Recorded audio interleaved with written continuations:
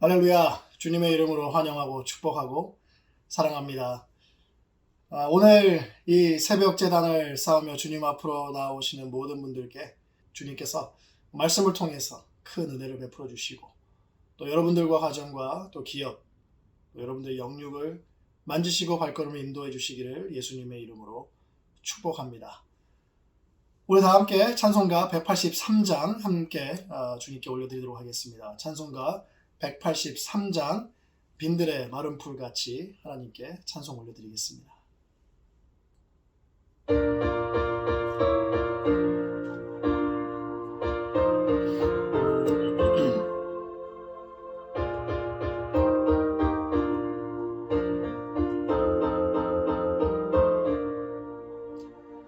빈들의 마른 풀같이 시들은 나의 영혼, 주님이 약속한 성령 간절히 기다리네.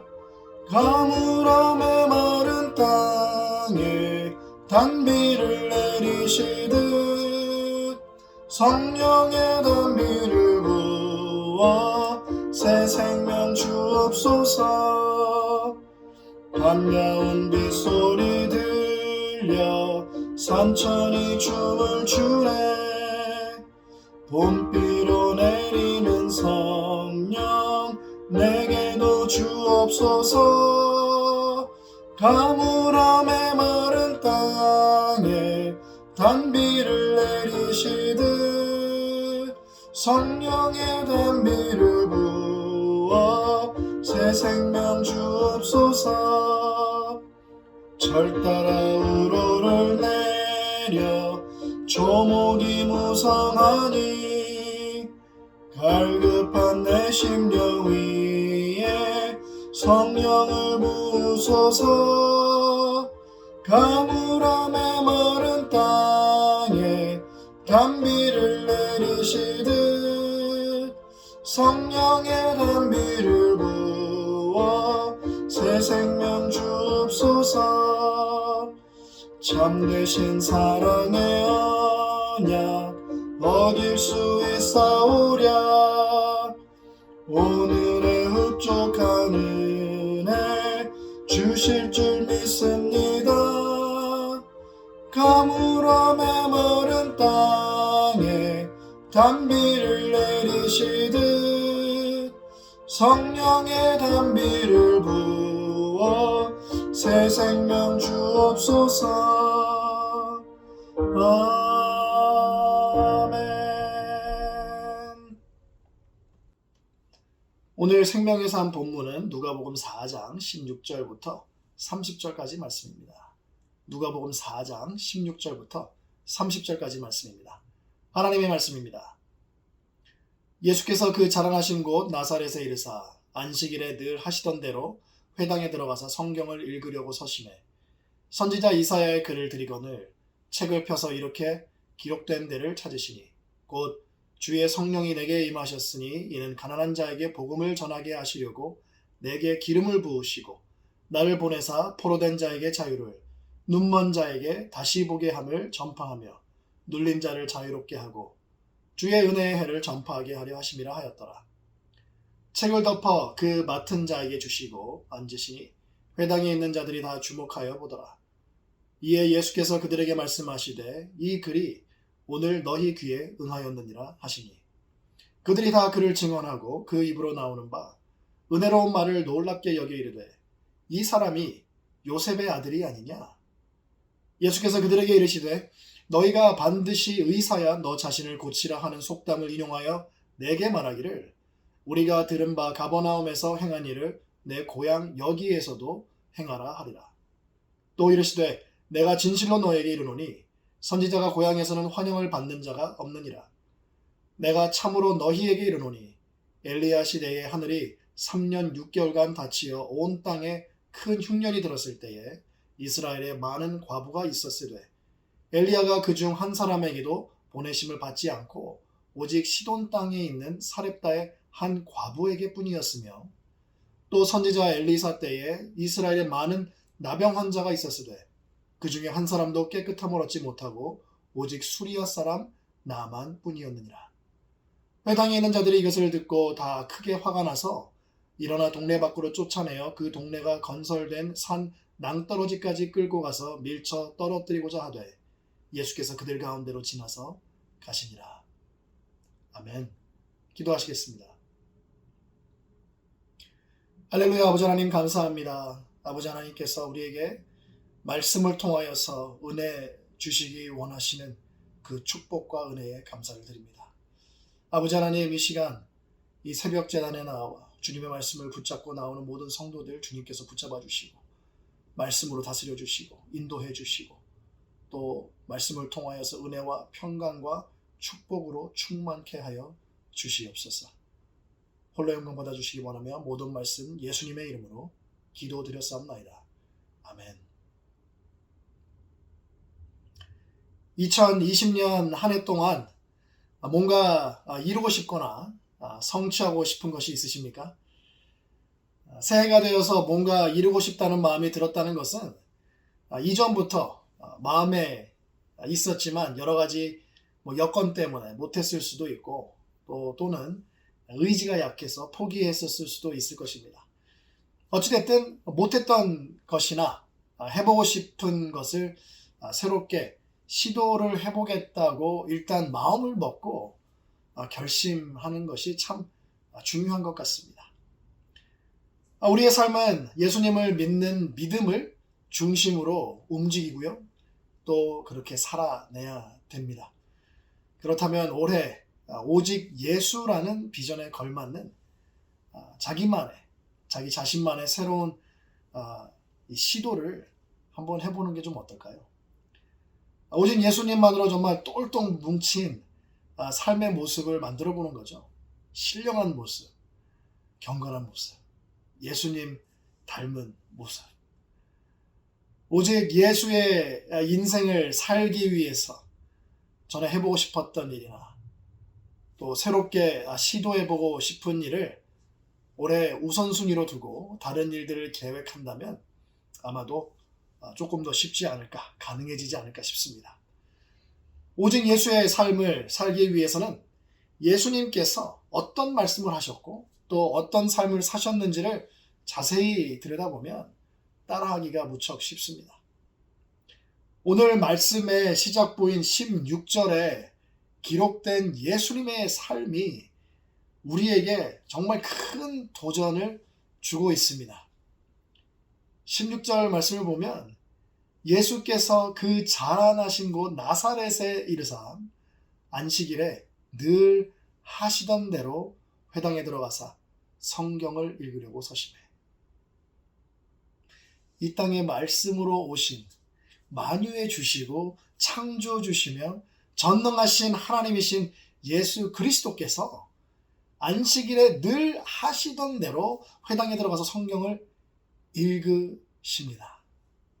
말씀 그 자체이시기 때문에 성경을 한 번도 읽지 않아도 되는 유일한 분이심에도 불구하고 예수님께서는 말씀 읽는 것을, 성경 읽는 것을 습관처럼 늘 하던 대로 그 안식일 날에도 하셨습니다.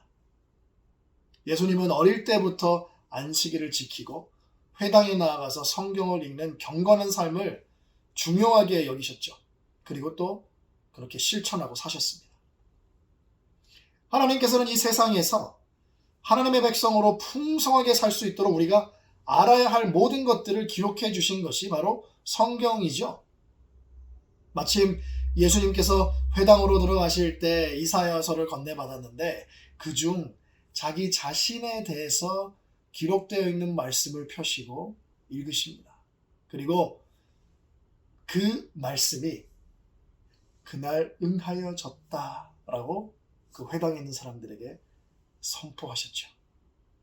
이 말씀은 메시아가 오실 때 그와 그를 통해서 일어날 일에 대해서 기록된 것인데요. 먼저 주의 성령이 임했다라고 기록하고 있습니다. 성령이 임했다는 것은 기름 부음을 받았다는 것과 일맥상통합니다. 메시아라는 그 이름 자체가 기름 부음을 받았다라는 뜻이 있는 것처럼 메시아에게 성령이 임하는 것으로 시작되는 것 같습니다. 성령이 임한 이유, 기름 부음을 받으신 이유는 복음을 전하게 하시려고 그런 것이죠. 복음의 메시지는 뭡니까? 이 말씀에 따르면 포로된 자에게 자유를, 눈먼 자에게 다시 보게 함을, 눌린 자를 자유케 하고 주의 은혜를 전파하는 것입니다. 이 모든 말씀이 오늘 너희 귀에 응하였다 라고 말씀하시면서 이 예언의 주인공 메시아가 바로 자기 자신임을 아주 명확하게 그들에게 확인시켜주고 있죠. 말씀은 이처럼 하늘의 신비와 비밀의 베일을 벗겨주고 그리고 보여주고 계시를 해줍니다. 말씀이신 그리스도께서 잠겨있던 이 선지서의 말씀의 자물쇠를 풀어서 그 진리를 꺼내서 보여주신 것이죠. 말씀은 진리를 보여줍니다. 말씀은 이 진리를 통해서 은혜를 주죠. 소망을 줍니다. 그리고 희망의 빛을 비춰줍니다. 그래서 이 세상에 살면서 우리를 얽매고 있는 그 올무에서 자유함을 주고 진리의 눈을 뜨게 해줍니다. 그것이 바로 은혜이죠. 하늘의 비밀을 보여주시고 선포하셨을 때에 그 회당에 있던 사람들은 예수님이 하신 말씀에 은혜를 받았습니다. 은혜를 경험했어요. 정말 놀라워했습니다. 성경을 읽을 때, 말씀 묵상할 때, 말씀을 공부할 때 이 새로운 지식과 깨달음이 생기면 은혜가 임하죠. 은혜를 받습니다. 엠마오로 가던 제자들처럼 마음이 뜨거워지기도 하고 감동이 막 일어나서 눈물이 나기도 합니다. 은혜를 통해서 주시는 이 감동을 가지고 어떻게 삶 속에서 그대로 우리가 이것을 녹여내야 되는 것인가? 그것이 가장 큰 챌린지죠. 왜냐하면 들은 것 그리고 그 받은 은혜를 가지고 반응하는 것이 같아야 하는데 그렇지 못할 때가 많지 않습니까? 오늘 말씀에도 이 말씀을 듣는 것과 그 받은 은혜를 가지고 반응하는 것에 대한 불일치를 보여주고 있어요. 예수님의 이 은혜로운 선포를 받고 정말 은혜 받고 놀라워하고 좋게 여겼던 사람들이 예수님께서 하신 다음 말씀에 발끈해서 예수님을 죽이려고까지 하고 있습니다.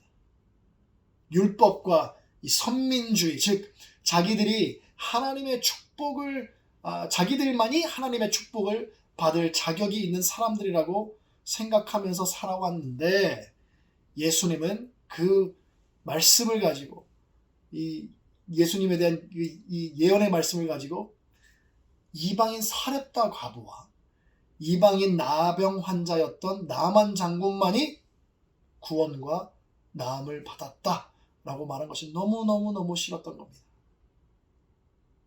성경을 읽고 묵상하고 공부하는 것 정말 중요합니다. 그리고 더 중요한 것은 말씀 훈련을 통해서 예수님을 더 깊이 아는 것입니다. 예수님을 닮아가는 것입니다. 예수님과 관계 안에 머무는 것입니다. 회당 사람들은 말씀의 은혜를 받았지만 예수님을 몰랐기 때문에 낭떠러지에 그 말씀의 주인공인 예수님을 밀어 떨어뜨리려고 했지 않습니까? 우리도 말씀은 알지만 그 말씀마다 나타나시는 예수님을 모르면 우리도 무지함 가운데 예수님을 낭떠러지에 밀쳐 떨어뜨리고 그냥 지식만이 남을 수 있습니다. 그래서 왜 나의 인생이 예수님과 동행하는 삶이 아닐까? 왜 이렇게 어려울까? 이렇게 신앙생활이 이렇게 드라이할까? 그런 생각이 드는 거죠. 말씀은 예수님을 나타냅니다. 그리고 예수님은 말씀을 이루시면서 사셨기 때문에 말씀과 그 안에 있는 예수님을 발견하지 않고는 신앙생활 자체가 불가능합니다.